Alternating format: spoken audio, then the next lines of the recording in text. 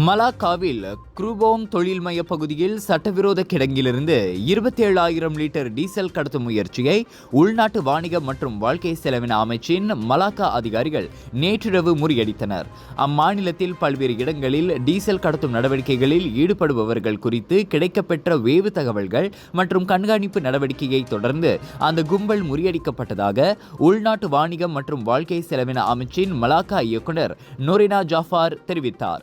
அதோடு டீசல் கடத்தல் கும்பலின் உறுப்பினர்கள் என நம்பப்படும் 3 ஆடவர்களும் கைது செய்யப்பட்டனர். அவர்களில் ஒருவர் எண்ணெய் டேங்கர் கொள்கலன் லோரியின் ஓட்டுநர் மற்றும் கிடங்கின் 2 தொழிலாளர்களான 30 முதல் 35 வயதுடைய 2 வங்காளதேச பிரஜைகளும் அடங்குவர்.